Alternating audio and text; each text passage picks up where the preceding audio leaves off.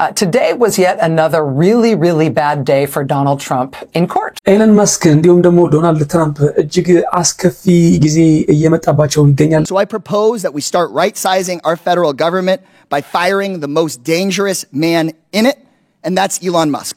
እንግዲህ በተደጋጋሚ እየሰማን እንደምንገኘው ኤለን መስክና ዶናልድ ትራምፕ ከፍተኛ የሆነ የህዝብ ተቃውሞ እንዲሁም ደግሞ በትልልቅ በሚባሉ የፌደራል ኮርቶች ላይ ከፍተኛ የሆነ ሽንፈትን እየተከናነቡ ይገኛሉ ማለት ነው. Trump administration just had a terrible day in the nation's courts today.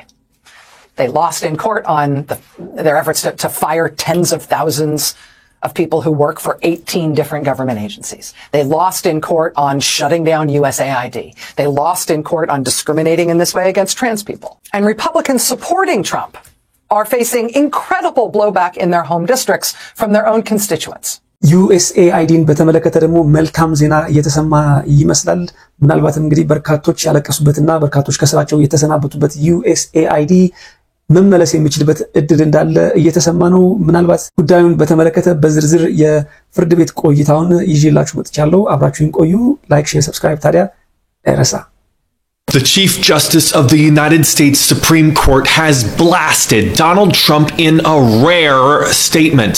He was reacting to Donald Trump's suggestion that Trump would impeach a judge for giving Trump a ruling he didn't like.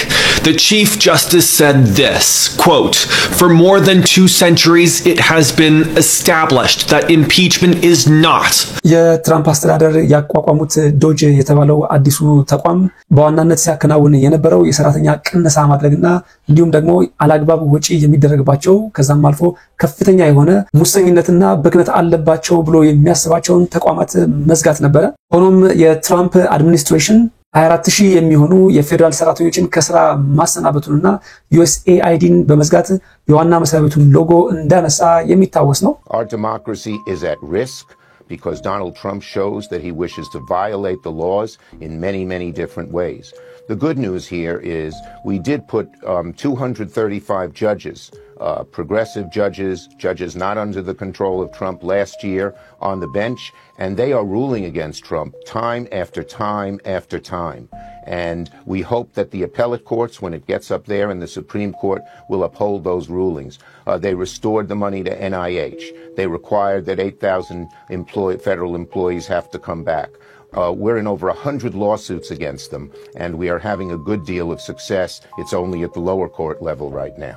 ጉዳዩን በተመለከተ እንግዲህ የፌደራል ኮርት ወይ ደግሞ የፌደራል ፍርድ ቤት በማርች 18 2025 በሰጠው ብይን ከላይ የጠቀስኳቸው 24000 የፌደራል መስሪያ ቤት ሰራተኞች ወደ ስራቸው እንዲመለሱ ወስኗል. ሰራተኞቹ 18 ከሚሆኑ የተለያዩ ኤጀንሲዎች የተቀነሱ ሲሆኑ ኤጀንሲዎቹም እንግዲህ የኤጁኬሽን ዲፓርትመንት፣ ፌደራል ዲፖዚት ኢንሹራንስ ኮርፖሬሽን፣ Commerce Department, Health and Human Service Department, Energy Department, Veterans Affairs Department, Interior Department, Labor Department, Agriculture Department, General Service Administration, Small Business Administration, Transportation Department, Treasury Department, Environmental Protection Agency, Consumer Financial Protection Bureau, Homeland Security Department, Housing and Urban Development,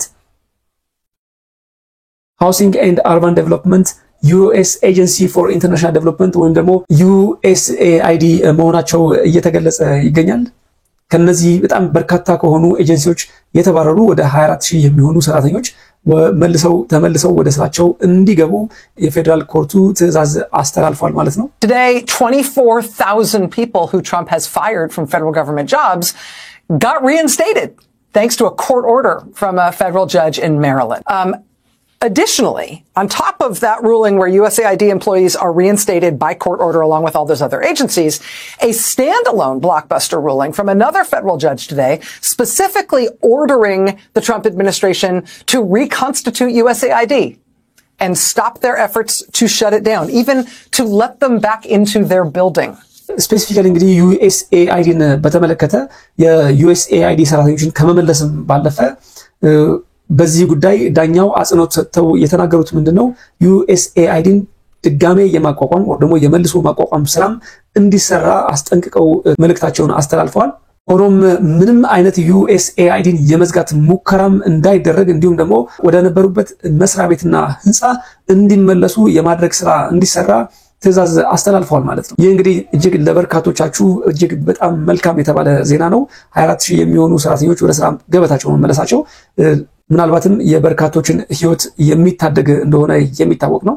እንግዲህ የፌደራል ዳኛው በቆይታቸው የዶናልድ ትራምፕ USAIDን የመዝጋት ሙከራ or ደግሞ የመዝጋት ሂደት እጅግ በበርካታ መንገድ የዩናይትድ ስቴትስን ኮንስቲቱሽን or ደግሞ የዩናይትድ ስቴትስን ህገ መንግስት የጣሰ ነው ሲሉ ተናግረዋል። The judge in this case said that the shutdown of USAID, quote, likely violated the United States Constitution in multiple ways.